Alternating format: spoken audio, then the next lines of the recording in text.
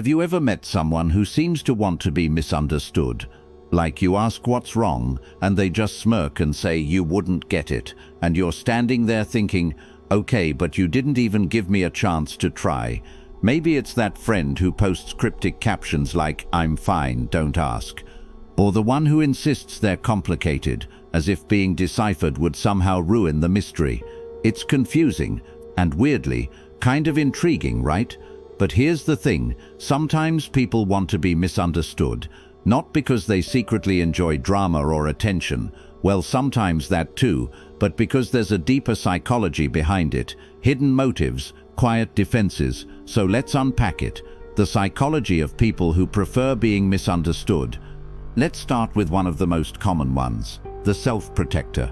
Picture this, someone grows up being misunderstood, maybe by family, teachers, or friends. They're told they talk too much or too little, or that their feelings are too sensitive. It happens often enough that they start thinking, if nobody gets me, maybe I shouldn't even try to explain myself anymore. So they retreat. They start using mystery as a shield. The less people know, the less people can hurt them.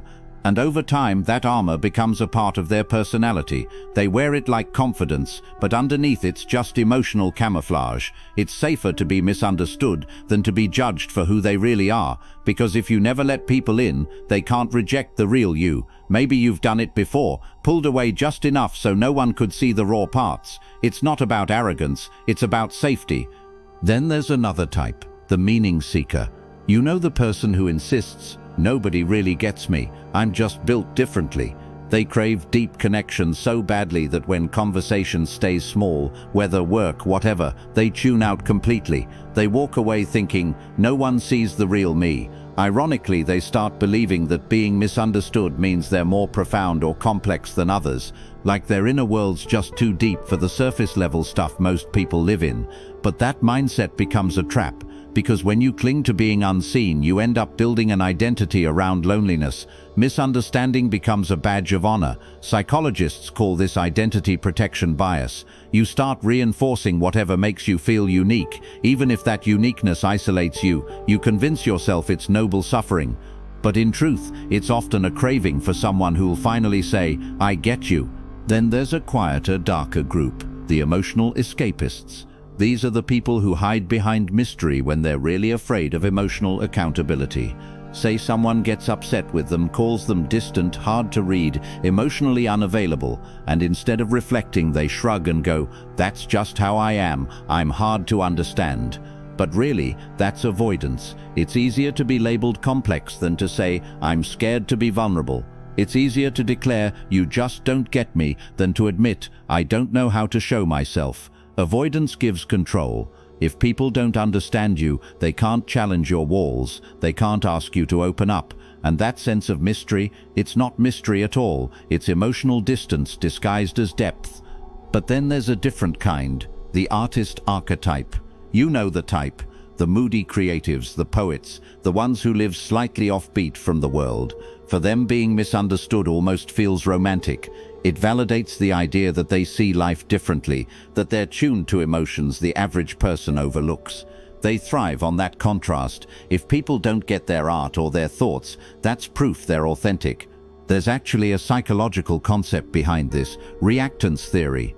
When people sense that others don't understand or approve of them, they double down as a way of preserving their freedom. So the artist type begins thinking, if I explain myself, I'll lose my magic. And while that defiance can spark creativity, it can also breed isolation, because art doesn't just come from being unseen, it also comes from being witnessed.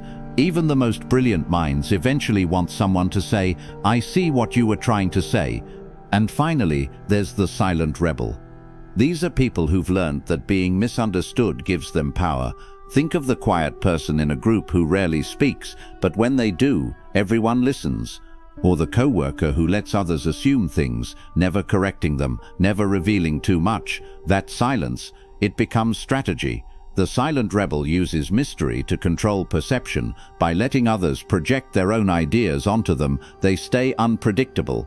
In a world obsessed with explaining and oversharing, being unreadable is their form of rebellion. You think they're shy, but they're playing chess while everyone else plays checkers. At its core, this behavior taps into a need for autonomy. Psychologists call it self-determination theory.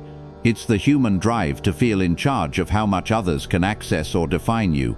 And for the silent rebel, being misunderstood isn't rejection, it's freedom. But here's the twist. People who prefer being misunderstood don't usually want nobody to understand them. What they really want is to be understood by someone special. Someone who tries, even when it's hard. Someone patient enough to decode the silence, catch the hints, and stay curious. That's the paradox. They push people away, but secretly hope someone will push past their walls, and maybe that's you. Maybe you felt safer in mystery or used it to protect something fragile. Maybe you've told yourself they wouldn't get it when what you really meant was, I'm scared they might. But here's the truth, hidden underneath all this complexity. You deserve to be understood. Not perfectly, not always, but enough. Enough to feel seen without having to hide behind mystery. Enough to be known without being dissected.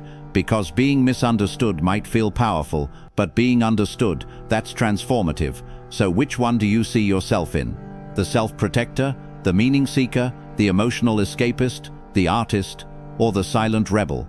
Maybe a bit of all five. Either way, if this made you think differently about people or about yourself, stick around. There's a lot more to uncover about the strange, fascinating psychology of being human.